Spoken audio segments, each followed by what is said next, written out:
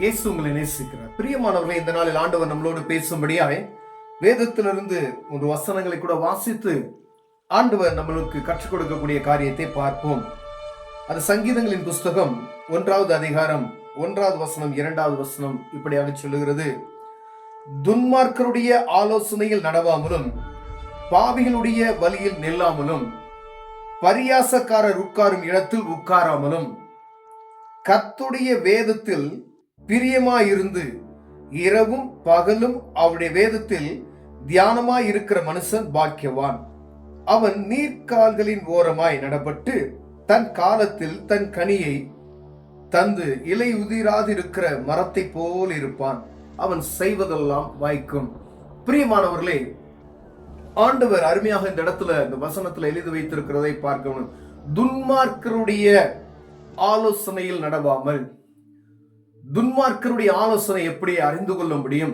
ஆவிக்குரிய மனிதனுடைய ஆலோசனையை அறிந்து கொள்வதற்கு முதல் நம்ம தெரிந்திருக்கணும். பிரியமானவர்களே, ஆவிக்குரிய மனிதர்கள், கர்த்தருடைய பிள்ளைகள், தெய்வ பயம் நிறைந்தவர்கள் செய்கிற காரியத்திற்கும் சாதாரண ஒரு மனிதன், தெய்வ பயமற்ற ஒரு மனிதன் நடப்பதற்கும் வித்தியாசத்தை நாம் உணர்ந்து கொள்ளும்படியாய் அழைக்கப்படுகிறோம். துன்மார்க்கமான உலகத்துல எப்படி வேணாலும் இருக்கலாம் அப்படின்னு நினைச்சு எடுக்கக்கூடிய முயற்சிகள், அவங்க எடுக்கக்கூடிய ஒரு காரியங்கள் வித்தியாசமாக இருக்கும். ஆண்டவர் சொல்கிறார், அப்படி துன்மார்க்கமான இருக்க மனிதனுடைய ஆலோசனைகளில் நடவாமல் இருக்கும்படியே நம்ம ஆண்டவர் பேசுகிறார். பிரியமானவர்களே, அதே போல பாருங்க, பாவிகளுடைய வழியில் நில்லாமலும். பாவமான காரியங்கள் அநேகம் உண்டு. இந்த உலகத்துல ஆண்டவருக்கு விருப்பம் இல்லாத, தெய்வ பயமற்ற இருக்கக்கூடிய ஒவ்வொரு காரியமும் அது பாவமாக எண்ணப்படுகிறது. அந்த பாவிகளுடைய வழியில் நில்லாமலும், இதெல்லாம் இது கேட்டுக்கு போகிற வழி, இது நமக்கு தெரிஞ்சிச்சு அப்படின்னு சொன்னா இது பாவமான ஒரு காரியத்துக்கு போகிற வழி என்று தெரியுமாயினால் அதுல நிக்காத அப்படின்னு சொல்றாரு. பாருங்களேன், பாவிகள் உடைய வழியில் நிற்காமலும் பரியாசக்காரர் உட்காரும் இடத்தில் உட்காராமல் இருங்க. கேலி கூத்தடிக்கிறது, இப்படிப்பட்டதான காரியம், அதாவது சும்மா பேசுகிறது என்ன செய்வாங்கன்னா, ஒரு ஜாலியா பேசுற மாதிரி அதுல டபுள் மீனிங்கா பேசுவாங்க. அப்படிப்பட்ட இடத்துல கூட நீங்க உட்காராதீங்க அப்படின்னு சொல்றாரு. அப்ப தெய்வ பயம் நிறைந்தவர்கள் இப்படிதான் இருக்க வேண்டும் என்று வேதம் சொல்லுகிறது. அப்ப உலக தெய்வ பயம் அற்றவர்களுக்கும் தெய்வ பயம் நிறைந்தவர்களுக்கும் உள்ள வித்தியாசத்தை வேதம் தெளிவாக நமக்கு காண்பிக்கிறது. நீ அந்த இடத்துல உட்காரக்கூடாது, நீ அந்த இடத்துல நிற்காத, அவங்களுடைய ஆலோசனையின்படி நடவாத என்று வேதம் சொல்லுகிறது. பிரியமானவர்களே, அப்படின்னா பாருங்க, கர்த்தருடைய வேதத்தில் நீ போய் சும்மா உட்கார்ற நேரத்துல தேவனுடைய பிரசன்னத்துல போய் இரு. கர்த்தருடைய வேதத்தில் பிரியமாய் இருந்து இரவும் பகலும் அவருடைய வேதத்தை தியானிக்கிற மனுஷன்.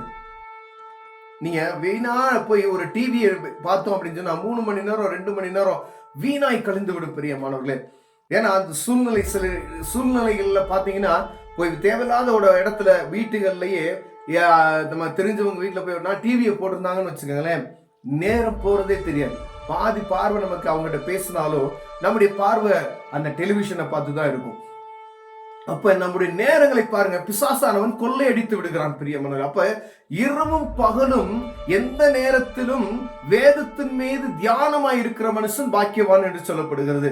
அப்ப உலகப்புறமான காரியத்துல அதிகமா செலவு பண்ணி நீங்க வேலையா இருக்கலாம், நீங்க பிசினஸா இருக்கலாம், எல்லா நேரத்திலையும் நீங்க செய்யற வேலைகளும் கூட ஆவியானுடைய சிந்தையில இருக்கணும்னு சொல்லி ஆண்டவர் விரும்புகிறார். ஒருவேளை நீ எப்பயுமே போய் நீ இதை வாசித்துக்கிட்டே இரு அப்படின்னு சொல்ல, வாசிக்கப்பட்டதை என்ன செய்யணுமா, இருதயத்துல அசை போட்டு கொண்டே இருக்கும்படியே, தியானித்து கொண்டே இருக்கும்படியே ஆண்டவர் விரும்புகிறார். ஆண்டவர் சொன்ன வார்த்தைகளை, ஆண்டவர் பேசிய காரியங்களை எப்பொழுது இருதயத்தில் தியானித்து கொண்டே இருக்கும் பொழுது அப்படிப்பட்ட மனிதன் பாக்கியவான் என்று வேதம் சொல்கிறது. நீ துன்மார்க்கமான இடத்துல போய் உட்காராதியா, பரியாசக்காரர் உட்கார இடத்துல உட்காராதியா, நான் அவங்களுடைய ஆலோசனையில நடவாத, பாவிகளுடைய வழியில நிக்காத அப்படின்னு சொல்றாரு. அதே போல அவருடைய வேதத்துல நீ சும்மா இருக்கிற நேரத்துல ஆண்டவருடைய வார்த்தைகளை தியானி, அப்ப நீ பாக்கியவான் இருப்பாய் என்று வேதம் சொல்கிறது. பிரியமானவர்களே, பாருங்க, அப்படிப்பட்ட ஒரு மனிதன் நீர்க்கால்களின் ஓரமாய் நடப்பட்ட மரம் போல. நீர்க்கால்கள் ஓரமாய் நடப்பட்ட மரம் எப்படின்னா செழிப்பா இருக்கும், அதன் காலத்துல அதனுடைய பலனை தருமா. பாருங்க, அந்த வசனம் பாருங்க, அதன் காலத்தில் தன் கனியை தந்து இலை உதிராது இருக்கிற மரத்தை போல இருப்பான், அவன் செய்வதெல்லாம் மயக்கும். அப்ப நம்ம செய்யக்கூடிய வியாபாரம், நம்ம செய்யக்கூடிய வேலைகள், நம்ம செய்யக்கூடிய எந்த ஒரு காரியமும் ஆசீர்வாதமா இருக்கணும் அப்படின்னு சொன்னா பாருங்க, நீர்க்கால்கள் ஓரமாய் நடப்பட்ட மரம் போல அப்படி இருந்து அதன் காலத்துல ஒவ்வொரு காலத்துக்கு தேவையான ஆசீர்வாதத்தை நாம் பெற்றுக்கொள்ள முடியும். அது இலையுதிராது இருக்கிற மரத்தை போல இருக்கும். அந்த இலையுதிராது இருக்க மரம் எப்படி இருக்குன்னா செழிப்பா இருக்கும் பாருங்களேன். அந்த செழிப்பு எப்பொழுதும் இருக்குமா பாருங்களேன். அவங்க செய்யற காரியம் எல்லாமே வாய்க்கும் என்று வேதம் சொல்லுகிறது பிரியமானவர்களே. அப்ப எந்தெந்த இடத்துல ஆண்டவர் நிக்க கூடாதுன்னு சொல்றாரோ அந்த இடத்துல நிக்காதபடிக்கு அந்த நேரங்களை தேவனுடைய பிரசன்னத்தை அதை தியானிக்கும்படியே ஆண்டவர் விரும்புகிறார். அப்படி நீ இருந்தா நீ செய்வதெல்லாம் வாய்க்கும் என்று வேதம் நமக்கு கற்றுக் கொடுக்கிறது பிரியமா. ஒருவேளை இந்த மாதிரி நமக்குள்ள வீணான நேரங்களை கழித்து விட்டு துன்மார்க்கருடைய ஆலோசனை கேட்டு அதன்படி நடந்து அதன்படி நம்ம நஷ்டங்களை உருவாக்கி கொள்ளாதபடிக்கு கேலி கிண்டல் பேசுகிற இடத்துல உட்காராதபடி அதை தவிர்த்து விடுவதற்கு ஆண்டவர் உங்களோட என்னோட பேசுகிறார் பிரியமானவர்களே. ஒருவேளை இதை நான் கேலி கிண்டல் பண்ணுகிறது ஒரு பாவமா அப்படின்னு நம்ம நினைச்சிருக்கலாம். ஆண்டவர் சொல்லுறாரு, கேலி கிண்டல் செய்கிறதும் அது ஒரு தேவையற்ற காரியம், அந்த இடத்துல நிக்காத அப்படின்னு சொல்றாரு பிரியமானவர்களே. ஒருவேளை இனிமேல் அந்த மாதிரி இடத்துல நிற்காதபடி அதை பார்த்து கொண்டிருக்கிற என் அன்பு சகோதரனே சகோதரியே, அந்த இடத்துக்கு போகாதபடி அந்த நேரத்தை தேவனோடு செலவு பண்ணுங்க, வேதத்தை தியானிங்க. ஆண்டவர் உங்களை ஆசீர்வதிப்பார். கண்களை விடுவோம், ஜெபம் செய்வோம். அன்பின் தகப்பனே, அருமையான நாளுக்காய் ஸ்தோத்திரம் ஆண்டவரே.